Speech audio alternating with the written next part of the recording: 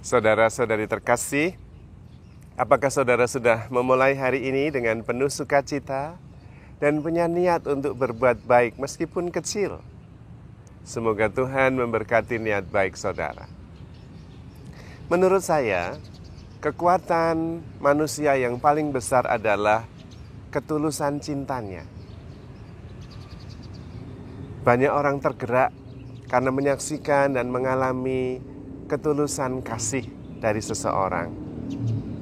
Dan kita tentu pernah mendengar, bahkan beberapa kali, bahkan mungkin sering, mendengar kisah-kisah bagaimana orang dengan tulus mengasihi seseorang, tanpa pamrih. Kita dengar kisah tentang rumah sakit apung misalnya. Seorang dokter yang kemudian menjual rumahnya, membeli perahu bekas kayu, dan disulapnya menjadi semacam rumah sakit, supaya bisa keliling melayani orang-orang yang jarang bertemu dengan dokter yang bisa merawat mereka.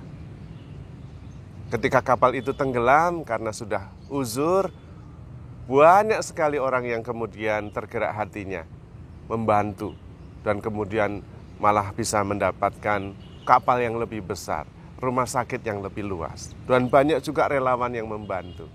Lihat, ketulusan kasih itu selalu menggerakkan orang. Kita juga mendengar bagaimana seorang suami yang setia merawat istrinya yang hanya bisa terbaring bertahun-tahun karena sakit. Banyak orang juga yang tergerak. Seorang anak kecil yang belum remaja harus merawat neneknya yang sakit. Dia harus mencari makan, mencari sayur ke hutan, dan berusaha mencari kayu bakar untuk mendapatkan makanan bagi neneknya. Dan kemudian banyak orang yang membantu. Ketulusan hati, ketulusan kasih, itu sungguh-sungguh menggerakkan. Itu hanya salah satu kisah-kisah heroik yang kemudian viral. Tapi di dalam kehidupan sehari-hari pasti banyak kisah-kisah heroik itu yang tidak terekspos, tidak sempat viral. Tetapi intinya tetap sama. Ketulusan kasih selalu menggerakkan. Namun yang lebih besar dari itu adalah pelakunya sendiri yang menjalankan kasih yang tanpa pamrih itu justru menemukan kesempurnaan kebahagiaannya. Karena memang kita diciptakan serupa dan segambar dengan Tuhan sendiri, secitra dengan Allah, yang adalah kasih. Hati kita sungguh-sungguh mencapai kepenuhannya ketika kita memanfaatkannya untuk mengasihi. Maka justru ketika ada situasi, ada orang-orang yang menuntut kasih yang tulus dari kita, bersyukurlah. Tidak usah mengeluh.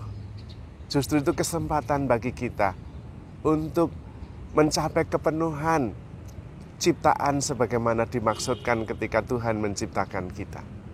Mengasihi tanpa pamrih, mengasihi dengan tulus. Selain menyehatkan, membahagiakan kita sendiri, juga menggerakkan hati orang lain, menjadi inspirasi bagi orang lain.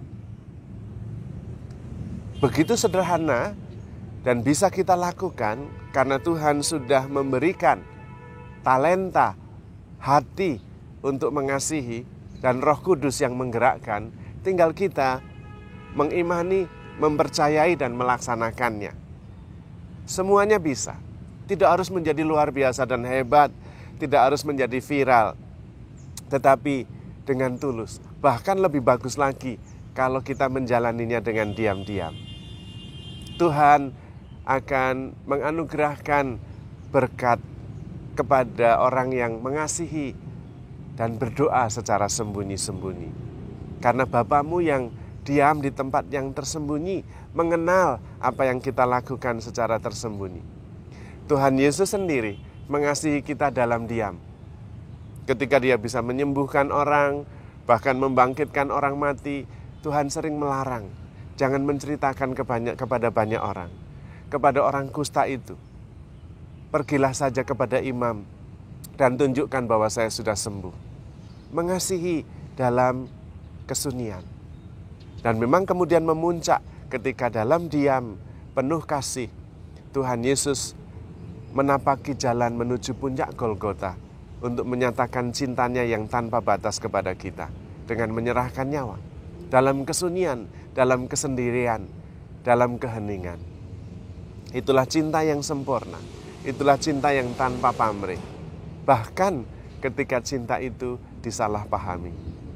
Karena itu kita yang diciptakan oleh Allah secitra dan segambar dengan Allah sendiri, mari kita belajar mengasihi.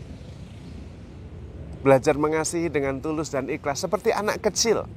Anak kecil itu tidak mempunyai banyak agenda di belakangnya. Kalau dia bersahabat, kalau dia mengasihi dengan tulus, dengan kepolosannya. Sayang seringkali justru anak-anak kecil itu dikecewakan. Karena jawaban atas cintanya yang polos itu seringkali penuh perhitungan dari pihak kita. Maka Tuhan mengingatkan kepada kita, mari kita belajar mengasihi seperti anak kecil. Merekalah yang kemudian mempunyai kepolosan, mempunyai ketulusan tanpa pamrih dan percaya penuh kepada orang tuanya. Kita sebagai orang tua justru harus memberi teladan, kasih yang tulus juga kepada anak-anak. Lewat perhatian sehari-hari, juga di dalam diam, dengan memasakkannya setiap hari, menyediakan apa yang dibutuhkan, bahkan ketika disalahpahami, tetap mengasihi.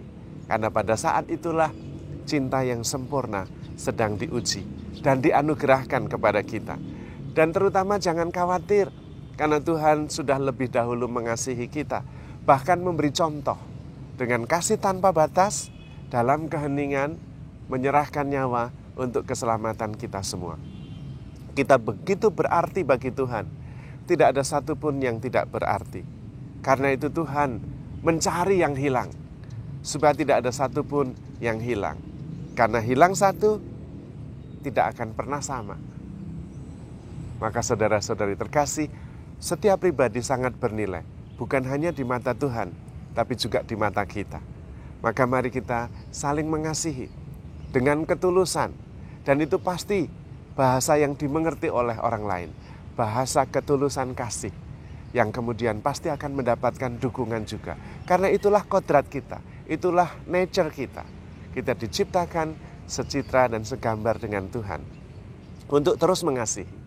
Maka Santo Dominikus sebelum berangkat menuju ke kediaman abadi berpesan kepada kita semua. Yang paling penting, tetaplah penuhi hatimu dengan cinta kasih. Dan terus rendah hati. Jangan melupakan orang miskin. Merekalah yang akan menjaga kita, menjaga ketulusan cinta kita. Saudara-saudari terkasih, handle yourself with care because you are loved. Tuhan memberkati.